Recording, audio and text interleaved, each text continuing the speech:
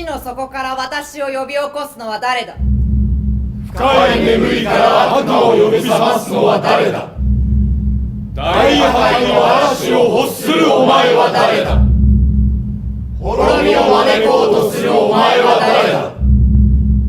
ひとたび地上に姿を現せば破壊の嵐が一切を吹き飛ばす。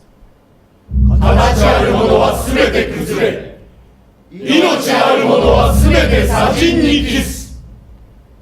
タイタンの方向と轟は暗黒と無への扉だ。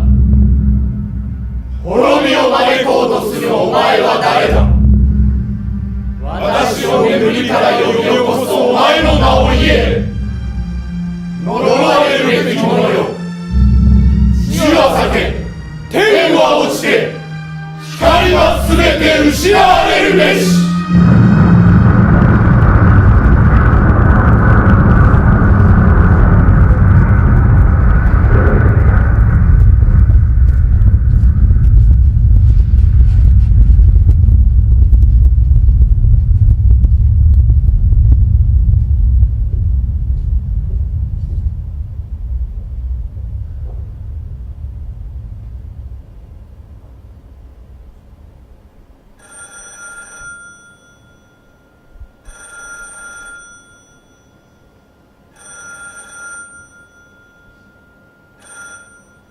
ハロー。はい、ヘレン・マッケンジーです。ホームスプリング。ヘレン、はい。ヘレン、どこへ行ったんだ。ヘレン、どこにいるんだ。今帰ったよ。おかしいな、いつもは出迎えてくれるのに。ヘレン、何か出してくれ。友達3人だ。大統領からお呼びでもかかったかな。とにかく急を要するんだ。もう君に頼むしかないんだジョン。君の奥さんの力に。喉が渇いた。エキサイティングな会議だった。しかしあそこまで監視されていてはやりきれん。君の発表も衝撃的だったよ。原爆の熱と圧力によって新しい太陽を作ろうとする考えは素晴らしい。水素との融合は次の核爆弾だ。 FBI はしかし君の話の内容なんかわからんだろう。うるさいのはかなわんが、それほど心配することはないんじゃないか。いやいや、FBI の汚い手は我々をがんじがらめにしている。オッペンハイマーなんか尾行はいつもされてるし、郵便も全てこっそり開封されている。もちろん電話の盗聴もされている。いくら彼が所長という立場にあるとはいえひどいものだ。我々だって同じようなものだ。厳重な秘密主義の檻の中に入れられて研究を強いられているわけだ。よくこんな中で宇宙の秘密に関わる壮大な科学の理論が展開されるものだと思うよ。僕の助手は恋人とのデートの時間まで聞かれたそうだ。そんなことまで答える必要はないと言ったら、硫黄島がいいか沖縄がいいか選ぶんだな。どちらにしてもジャックの玉が雨のように飛んでくる真ん前にお前を立たせてやると言われたそうだ。まったく呆れたくれってたな。おいおい、奴らの目が今も我々を囲んでいるとしたら、今言ったその言葉もみんな盗聴されてるかもしれんぞ。ほら、表にも門のあそこにも FBI のハンサンボーイが立ってる。気をつけろ。大丈夫だ、ここは盗聴されていない。昨日すべて自分の手でチェックしたよ。安心してくれ。ローブスね、この間こんなこと言ったそうだ。科学者は政治と軍事でサンドイッチにしてこそ社会の役に立つとね。あのご両親ブルドーザーは科学者を道具だと思ってるんだ。君は特にグローブスから敵視されている。グローブスに何を言ったんだ。あいつはチョコレートに目がない。いつも軍服のポケットにチョコレートを入れているんだ。あのいかつい顔でだよ。このプロジェクトの最高機密種類を奴の事務所の金庫の中にしまっておくんだが、それと一緒に何が入ってると思う。チョコレートがごっそりあるんだ。人類の未来がチョコレートと一緒に入ってるのさ。だから僕はあいつにチョコブルドーザーと言ってやるんだ。チョコブルー、チョコブルーとね。そのためにあいつは太った腹を揺るがせて怒るんだ。これだけの秘密管理は陸軍史上初めてのことだそうだ。確かにそれだけのものがここにはある。しかし僕らを監視すればするほど、奴らがこの爆弾の本当の恐ろしさを理解していないことがよくわかるよ。それが僕にはたまらないんだ。これはもうアメリカ陸軍だけの問題じゃない、人類の問題なんだ。この爆弾の出現が戦争というものを全く変えてしまう。これまでの考えや戦争の方法を根本から覆してしまう。使い方によっては人類を滅ぼしてしまう。人類の未来そのものに関わるんだ。それが奴らには全然わからない。その愚かさには全く腹が立つ。いいかい、もう一度確認するよ。とにかくだ。あれの完成は間近だ。あれは間もなくこの世に出現するんだ。あと3ヶ月、ほぼ100日で完成する。いよいよ人間はそれを手にするんだ。途方もない破壊の手段を人類は手にする。そのことが重要なんだ。そして僕らはこれをどうやって使うか、その体制が全くできていない。最初にこれをどうやって使うかで原子力の性格が決まってしまう。それはもう現れる。それが悪魔になるか天使になるかわからない。とにかく出現するんだ。僕らはもうそれを抑えることはできない。事態は気を告げている。もう実験段階に入った。この世に現れるんだよ。僕は自分の発表に夢中だったんで聞き漏らした。実験はいつなんだ？もう決まってるのか7月の半ばだ。その頃には実験できる。場所？アラモゴードだ。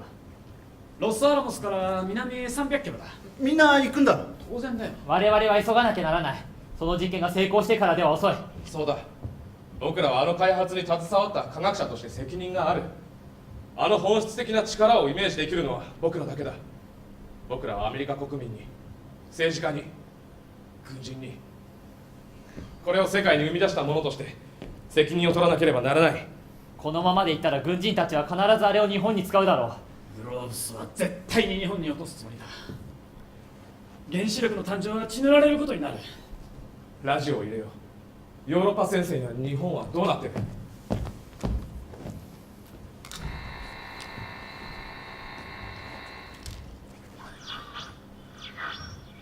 アメリカ陸軍第20航空軍 B29 戦略爆撃軍は遅れていた焼夷弾の補充を大量に受け、4月中旬より500機以上をもって東京に新たな爆撃シリーズを開始する予定です。これによってこれまでの45回の爆撃に加え、東京はほぼ完全に焦土となるでしょう。マリアナ基地第20爆撃集団司令官ルメイ少将はこの爆撃について次のように語りました。沖縄では今アメリカの負傷兵が激戦を戦っている。日本軍は沖縄のアメリカ軍艦に体当たり自爆攻撃、神風という気違いじみた攻撃を繰り返している。我が爆撃集団は日本軍の神風攻撃の出撃基地を徹底して叩くと同時に都市部への爆撃を一層強化する。 B29 は日本の空を覆い尽くし徹底的に破壊する。日本が降伏するまで日本の全土を焼き尽くす覚悟だ。次にヨーロッパ戦線の状況をお伝えします。アイゼンハワー将軍が指揮する我がアメリカ陸軍第3軍および第21軍は4月8日ハノーバーを占領、ベルリンに近づいています。ソ連軍との約束でベルリン攻撃はソ連に譲り、南へ大きく軍を進めエルベ川に近づいています。一方、ソ連軍主力はすでにベルリン郊外に達し、本日未明より総攻撃を開始しました。ナチスドイツ軍の抵抗はほとんどなくなっている模様です。アイゼンハワー将軍は体制はもう決した。もうドイツがそれを開発することはない。ベルリン陥落は時間の問題だ。ナチスドイツは間もなく消える。ナチスがあの爆弾を開発していたら世界は彼らの手に落ちていた。考えただけでも恐ろしいことだ。もしヒトラーがこれを先に手に入れていたらという恐怖が我々を急がせたんだ。何が何でもナチスより先にと。しかしもうナチスはこの世から消える。ヨーロッパの戦争は終わる。そうなったら一体これを生み出すことに何の意味があるんだ。もうナチスはなくなるんだ。日本がある。日本との戦いはまだかなり続きそうだ。軍はあくまで日本に対して使用するということで進めてる。日本との勝敗は時間の問題だよ。日本は遠からず降伏する。それならこの爆弾を日本に落とす必要がどこにあるんだ。日本との戦争で僕らと同じアメリカの若者が何万人と死んでいくんだぜ。沖縄なんか僕らが作るこの爆弾一発で終わりだとしたら何万人を救うことになるじゃないか。僕の大学の友人や後輩も徴兵されていってサイパンで死んでるんだ。沖縄でも今現在多くの若者が死んでる。いや、だからこそこの爆弾の使い方が問題になるんだ。この爆弾は途方もないものだ。さっきラジオで言っていたろ。これから500機の B29 が日本の大都市をさらに爆撃するようになると。いいかい、1機の B29 が落とす爆弾の重さは何トンだと思う？ 5トンくらいだろう。そうだ、500機の B29 だと2500トンの爆弾を落とすことになる。じゃあ我々が作り上げようとしているこの爆弾は一体何トンに相当するのか。わずか1個の爆弾が1万トン以上の力を持つんだ。500機の B29 の出撃の4倍、2000機の B29 が落とす量に匹敵する。しかも実際はもっと強力だ。なぜなら放射線という目に見えない危険なものが発生するからだ。一つの都市は一つの爆弾で壊滅する。そうだ、問題はむしろその後にあるんだ。このような爆弾は戦争を一変させてしまう。今まで1年も2年もかかっていた戦いはわずか1週間、いや3日、あるいは1日でケリがついてしまう。兵器として使うならあまりにも恐ろしい兵器だ。飛行機によってどこへでも運ばれるだけじゃない。ナチスが開発した V2 というロケットがあるだろう。あれを長距離にすればどこからでも都市を狙えるんだ。ニューヨークが V2 ロケットのようなもので攻撃を受ければ一瞬にして壊滅だ。ロサンゼルスもサンフランシスコもシカゴも先制攻撃をする国や軍が圧倒的に有利になる。これまでのような大軍を動かして相手の国の首都を占領するやり方は必要ない。小国がアメリカに勝つことも可能だ。一切が変わる。状況は一変するんだ。しかしこの爆弾に成功するのは今のところアメリカだけだろう。ドイツでさえあの天才のハイゼンベルグをもってしてさえ開発は成功しなかったんだ。他の国がおいそれと開発できるとは思えないね。いや、この爆弾の成功が報道されればすぐに原理や工程は察しがつく。ソ連やフランスにも優れた核物理学者がいる。彼らが軍や巨大産業と結びつけば不可能じゃない。他の国が追いつくのはどれぐらいだ？アメリカの優先権はあと何年なんだ？早ければ4年、遅くとも6年あればできる。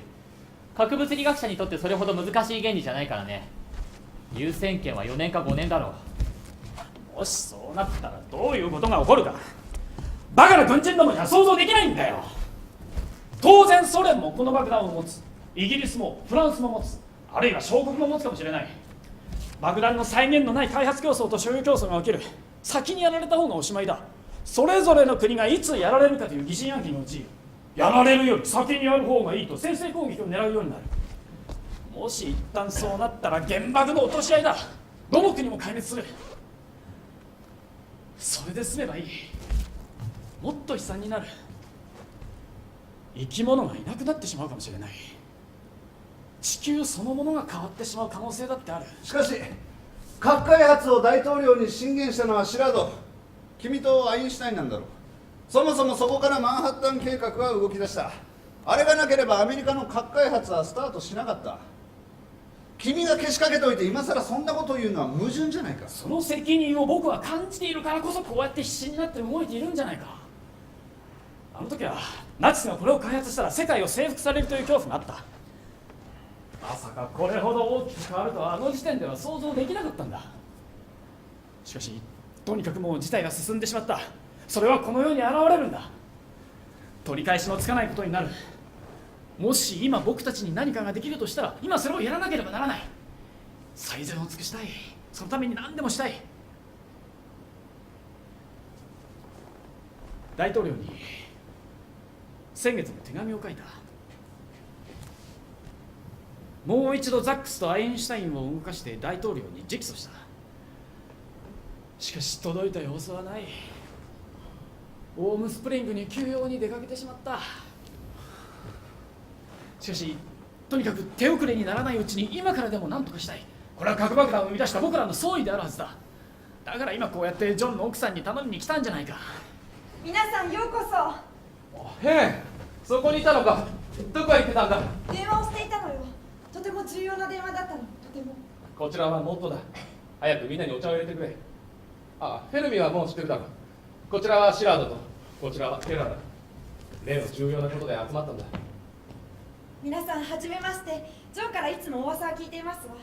ジョンがいつも自慢している奥さんにお目にかかれて嬉しいです。ジョンにはいつも貴重なアドバイスをもらっています。大統領と懇意だそうで。昔家が近所だったんです。子供のように可愛がってもらって、いつも奥様からケーキをご馳走になっていたんです。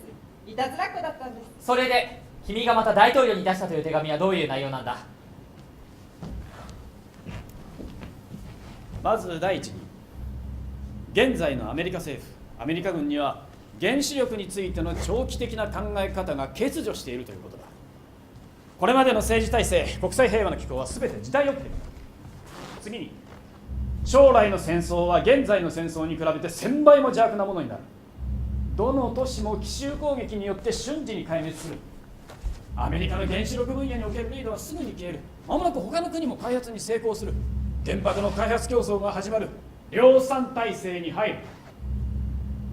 その無数の核爆弾によって核戦争が始まれば文明そのものが壊滅することになる。だからそれを防ぐためにはそれを管理する世界的な方策が極めて大事になる。管理システムとその世界機構を確立しなければならない。それを強調した。日本の都市に無警告でそれを使うことは避けなければならない。なぜならそれは人道的な罪と同時に管理機構を作りにくくするからだ。使用した国が信頼を失うからだ。原爆の使用を決めることができるのは大統領しかいない。残念だ。世界の将来は机の上に置かれたまま向こうへ行ってしまった。くそ、なんてことだ。確かに夏以降爆弾の製造がどんどん進むだろう。製造は加速度をつけていく。原子力兵器は奇襲攻撃の危険性を途方もなく増大させる。恐怖が恐怖を呼んで報復の恐怖だけが抑止力になる。しかもその恐怖がさらに爆弾を増産させていくんだ。人間はなんて馬鹿げた時代に突入するんだ。どうしてもそれは回避しなければならないだろう。人類の破滅の道を我々が生み出したなどということになってはならない。それは科学者の責任だ。僕ら自身の。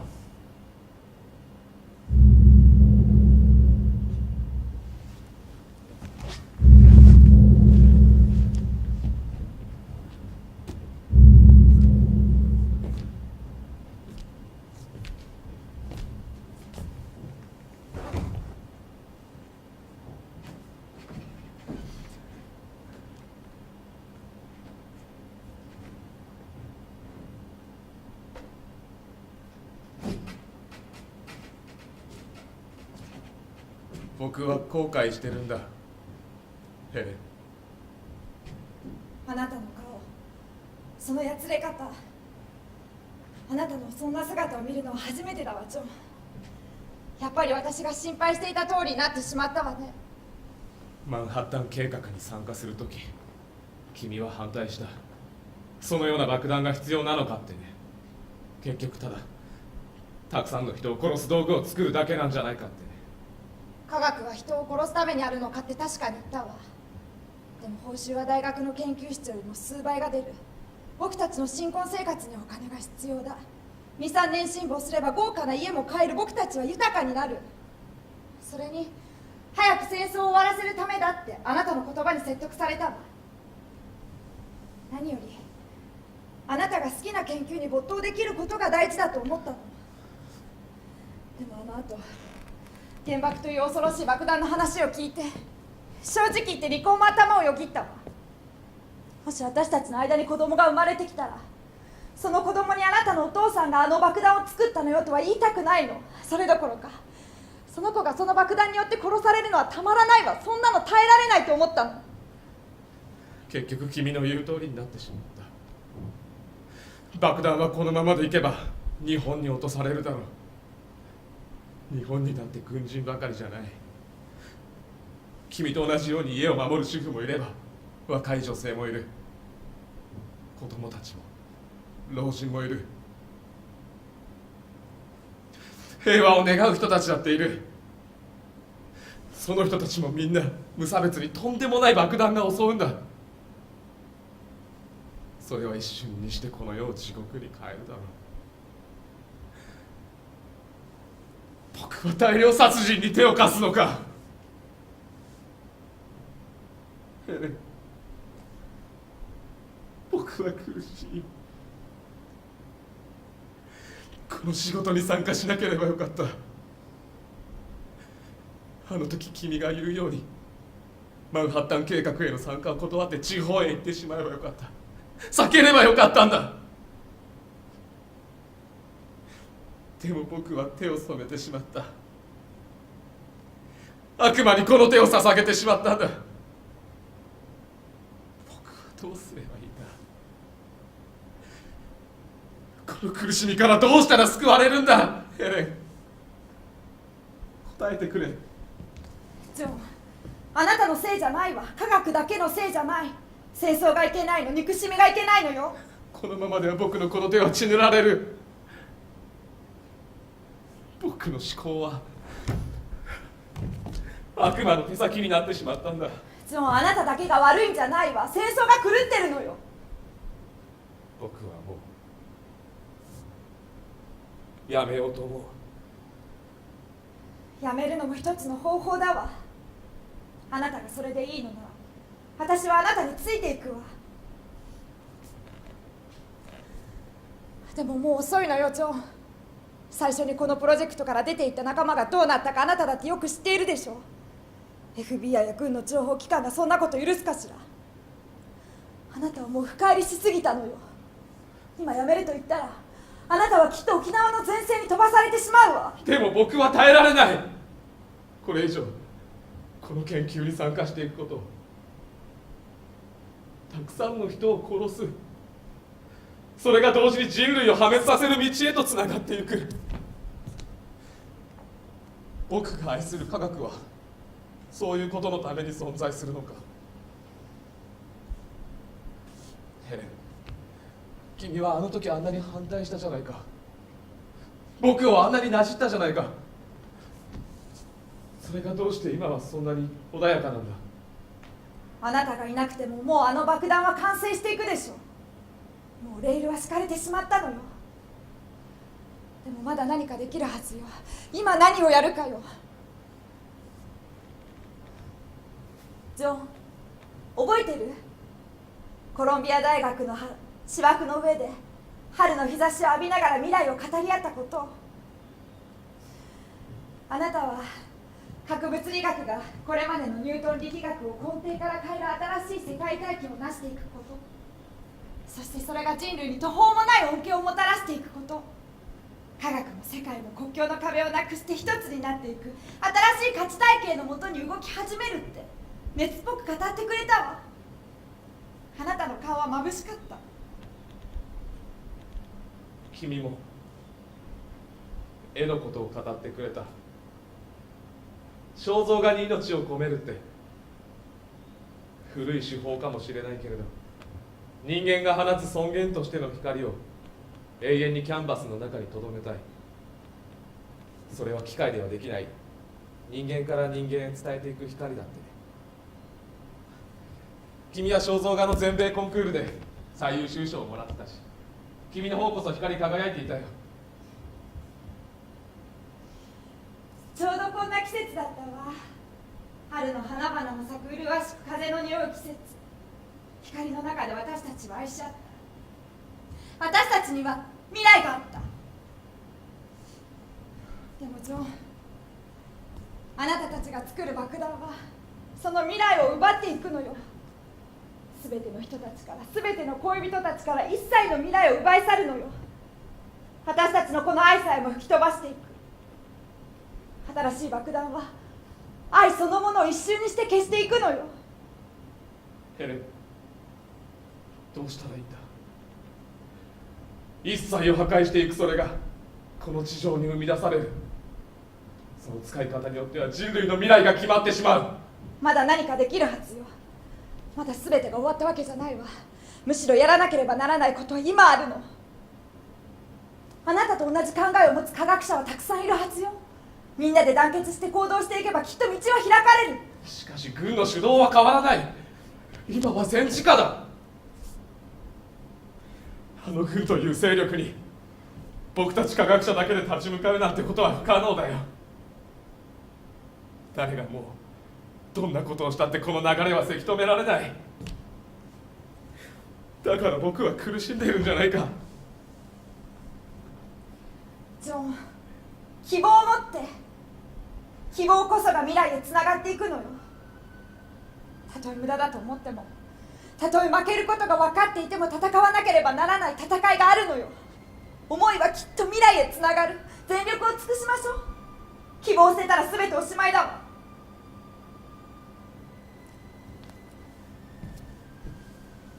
ジョン、希望だけは捨てないでね。未来への勇気だけは。君の言葉はいつも僕を勇気づけてくれる。ありがとう、ヘレン。あなたを勇気づけるのは私だけじゃないの。もう一人いるのよ。もう一人？ジョン、私を見て何か気づかない？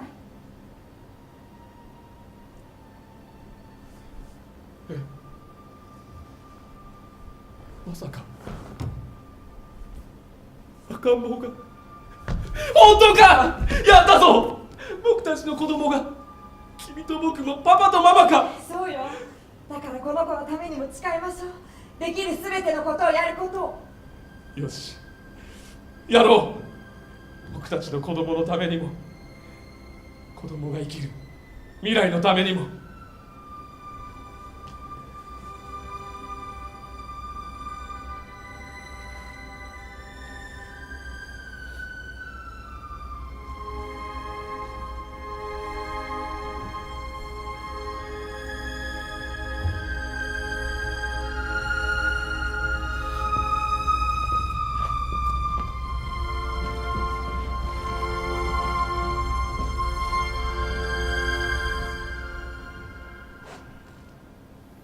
いいかい？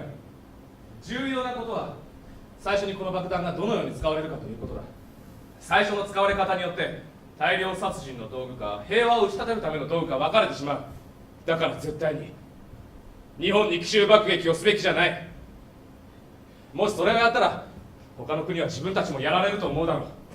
アメリカは警告もなくその殺人兵器で奇襲攻撃を仕掛けてくると。そしてその民族は滅亡させられるとね。途方もない恐怖心が募っていく。それは原爆戦争へつながっていくんだ。際限のない製造競争へ、そして人類の破滅へ。軍は日本への奇襲攻撃を企画してる。そもそも日本が真珠湾を奇襲攻撃してこの戦争を始めたんじゃないか。あの卑劣なやり方でどうしてアメリカだけが奇襲攻撃を回避しなきゃならない。規模が違うよ。一発で一つの都市が消えてしまうんだ。真珠湾とは比較にならない。じゃあ落とさないとして代わりにどう使うんだ。どんな方法があるんだ。無人島で公開実験をすればいい。日本の首脳や各国の首脳を招いてこの爆弾の凄まじさを見せつける。そしてこの爆弾の前にはこれまでのあらゆる戦争が無意味だと理解させる。そして戦争継続を断念させるんだ。招いても来なければ意味がないだろう。その場合は東京湾の上で海の上で爆発させる。日本の戦争指導者にその威力を見せるんだ。いずれにしても最初の爆発は人の犠牲が出るところは避けるべきだ。その爆弾の威力を見せるだけで十分だ。それを見れば戦争が継続不可能であることは理解できる。それでも降伏しない場合はどうなるんだ。それでダメなら東京の焼け野原になったところに落とす。しかも事前に警告して避難の余裕を与える。いいかい？もしアメリカが最初に大量殺人にこれを使ったら、その後いくら平和利用とか国際平和のためと言っても誰も信用しない。殺人者が私がたくさんの人を殺したこの武器を使ってこれから人を殺さない仕組みを作りましょうと言ったところで誰が信用するものか。アメリカはその殺人兵器を使ったという事実を消すことができない。そしてその上に核爆弾の量産のレールが引かれてしまうんだ。アメリカは永久に核による国際平和の道への主導権を失う。それによって平和への道は閉ざされてしまうんだ。犯罪者のアメリカ、滅亡への道を切り開いたアメリカとして手を汚すことになる。アメリカがもし奇襲攻撃によって大量殺人に手を染めれば、ナチスのユダヤ人殺害に匹敵する大罪だと言われてアメリカの支持は低下する。この原子力の世界管理については信用が必要なのにもかかわらずその信用を失う。世界の管理機構を創設する機会は半永久的に失われてしまう。それは絶対に避けなければならない。いや、原子力の国際管理なんて絵空事なんじゃないか。ソ連は今アメリカと対立し始めてる。ドイツの核物理学者たちは強制的にモスクワに連行されてる。ソ連の秘密主義は徹底してる。そんな向こう側のことをどうやって管理するんだ。海の向こう側、国境の向こう側の人間たちや政府をコントロールするなんて無理だよ。いや不可能じゃない。ウランの資源は世界で限られている。世界中の資源そのものを抑えてしまえば絶対的な条件になる。原料の管理は有力な手段だよ。あと知識の管理もある。核物理学者がいなければこの開発はできない。だからその学者のグループを把握してしまうことだ。逆に核開発の知識をマスコミを使ったり科学雑誌を使ったりして世界共有のものにしてしまう。そしてこういう危険なものだから原料や知識や設備や人材を世界で共有しましょうと宣言して国際管理機構を作ってしまうことだ。ソ連をそこまで信用できるのか。ナチスと同じ全体主義の国に。もし僕がドイツにいたらきっとモスクワに連行されるだろう。銃口を突きつけられてね。そんな国にこの秘密を提供するなんて敵に弾を送るようなものだ。世界は今とんでもない危険な時代に入ろうとしているんだ。あいつだけの発想では対処できない。苦労していた核爆弾のノウハウをソ連に与えるなんて愚かにも程がある。しかしつい最近ルーズベルト大統領はヤルタでスターリンと話して国際連合という新しい国際組織を作る約束を取り付けてきたんだろう。この間も演説では世界平和の全く新たなシステムが作られる、スターリンもこれに参加することを約束したと誇らしく言っていたじゃないか。それは期待すべきじゃないのか。国連創設の呼びかけはいつだった？ 4月25日、もうあと半月だ。ソ連のモロトフ外相もそれには出てくる。国連の創設と同時にこの爆弾および原子力のノウハウの全てを新しい国際組織に委ねてしまうのはどうだろう。一切の権限、一切のノウハウ、一切の人材を国際連合の元に置く。国連はむしろその力を基礎に機能するんだ。それはいい、グッドアイデアだ。国連は軍事力、経済力を同時に持たなければならない。そしてさらに科学を最も高い立場から掌握しておくべきだ。もう一つ有力な方法がある。経済力の裏付けとして今後地下資源は一切国際連合に委託されるものとするんだ。石油も鉄も銅も金も銀もダイヤモンドも、もちろんウランも、それらを全て人類の共有財産として管理運営する。それぞれの国には当然利益の大半が配分される。基本的にその何分のいくつかを国連の基礎財源とすればいい。それで資源の面からもウランを管理できる。戦争は資源の争奪戦の側面を持っている。戦争の抑止力になる。それはいい大胆な発想だ。ジョン、それはやりすぎだ。そんなことをすればまた新たな戦争になる。核爆弾は全く新しい世界秩序を要求する。今はたとえ絵空事でも未来への理想は掲げておくべきだ。それができないなら滅びるしかないだろう。この爆弾はそれを人間に突きつける。今人類の英知と未来が否応なく問われているんだ。この大胆な発想が国連創設準備会議の重要な骨格になる。将来世界連邦もその延長に実現する。これを強力に働きかけよう。我々のあらゆる力を結集してこの爆弾を国際連合のメンバーの前で実験してみせる。全く新しい爆弾の出現を全世界に知らせる。そしてそれを国際連合に所属させ一切を委ねるんだ。同時に日本も出席させ戦争が継続不可能であることを理解させるんだ。国連の出発はそこだ。そこからスタートさせる。一石二鳥じゃないか。これが今我々が提案できる最善のプランだ。そうだ、これだよ。ここに科学者の総意を傾けるべきだ。ここにかけるしかない。これがいい。ここに原子力のスタートをかけるべきだ。エラー、これなら君も同意するだろう。まあ一つの方法としては悪くない。実現できればね。アイデアはいいとして、しかし誰がそれを大統領や政府首脳に提言するんだ。グローブスや軍経由では大統領には絶対に届かないぞ。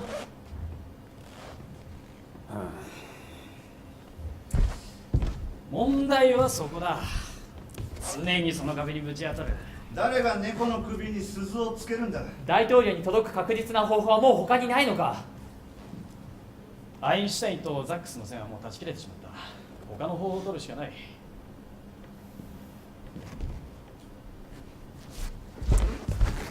君の奥さんはどうなんだ。大統領と以前懇意にしていたというじゃないか。ルーズベルトがニューヨーク知事になる前から。それもやってはみるが、少なくともここにいる4人の同意書として今すぐ文章を書こう。科学者としての憲白書。それがいい。よし、フォーカスをつこう。今すぐやってしまうんだ。よし、それがいい。ヘレン、こういうことだ。みんなの夕食を作ってくれないか頼むよ。ジョン、ごめんなさい。私これからとても重要なことがあって出かけなければならないの。今から一体なんだよいきなり。できれば他言しないでほしいと言われたんだけど、3日出かけてくるはどうか許してほしいの。どこへ行くんだ。ウォームスプリングよ。ウォームスプリング。飛行機が待ってるの。6時に車が迎えに来る。どういうことなんだ。大統領がお呼びなの。なんだってヘレン、奥さんが大統領に会いに行く。本当ですか？というわけで冗談だろヘレン。大統領はおっしゃってました。私の肖像画を描いてほしいと。大統領の肖像画を。それはまた名誉なことだ。どうして今こんな時に。大統領は昔の話もしたいと。それから君のご主人は核物理学者だそうだねと言ってらしたわ。どうしてそんなことを確認するんだろう。詳しいことは言えないわ。でもフランクは私が聞いた声の中で一番弱々しい声だった。そして最後に私が聞いたこれまでの中で一番強い声で来てくれないかと言ってきたの。私はお招きに預かりますと答えたわ。ヘレン、君がいつも言っていた希望を失わないでというのはこのことだったのか。こいつは素晴らしい。君は素晴らしい女性だ。まさに女神だよヘレン。奥さんに憲白書を渡してもらおう。大統領に。ヘレン頼む。僕たちが書く手紙を大統領に渡してほしい。もちろんそれが私の使命だわ。よーし、こんな幸運はもう二度と来ないだろう。今作ってしまおう、憲白書。今ここで。みんないいね。ああ。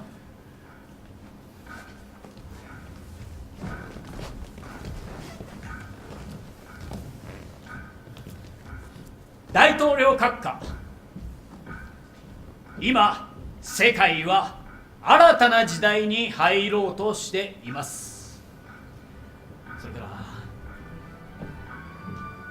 ら新しい国際連合の礎にこの原子力の信託を提案いたしますと。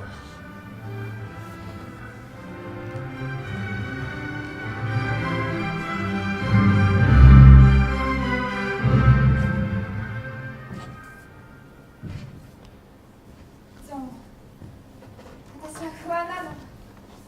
希望を失わないでと言ったのは大統領とのことがあるからだけじゃない。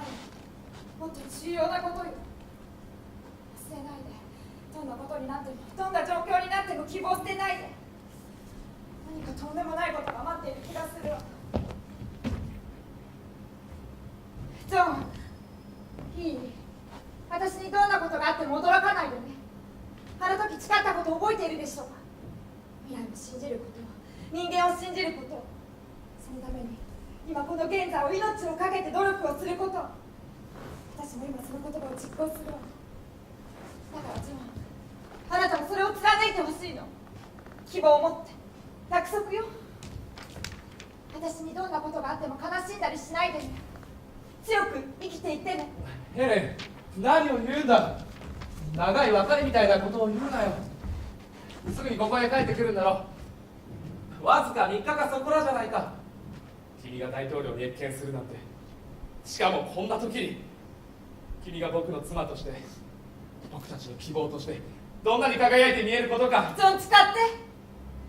私のお腹のことも誓ってほしいの。それをこの子の希望のために誓って。お願い。ヘレン、君は。分かった。誓うよ。希望を捨てない。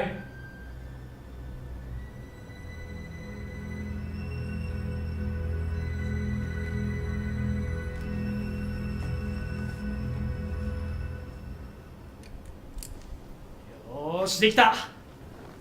さあ、これでどうかな。読むから聞いてくれ。大統領閣下。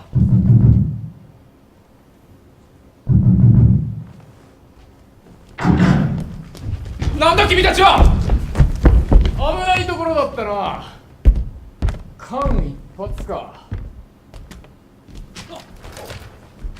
大統領閣下、困った科学者さんたちだ。何をするんだ。動物の回し物か。許さないぞ。なんてことをするんだ、バカな奴らだ。すぐに出ていけ、けな者め。お前たちは沖縄の前線に飛ばされたよ。沖縄じゃ爆弾を抱えた子供たちが突っ込んでくるそうだ。それとも子供たちのプレゼントがもらえるようにしてあげようか。あ、とんでもないことを考えるやつだ。お前たちには頭を冷やす場所が必要だ。しばらく留置場に入っていてもらおう。表へ出ろ。ジョン、逆らっちゃダメよ。ヘレン、必ず大統領に伝えてくれ。君が聞いたこと、僕たちが言ったことを。ジョン、逆らっちゃダメ。希望を持って誓ったことをお願い。奥さんは大統領命令だ。奴らと一緒にはできない。しかし奥さん、口をつぐんでいてくださいよ。変なことをしてはいけません。余計なことは言わないでください。いいですね。もし何かあったらご主人は沖縄送りですよ。ヘレン、頼んだぞ。ヘレン。ジョン、待ってるわ、いつまでも。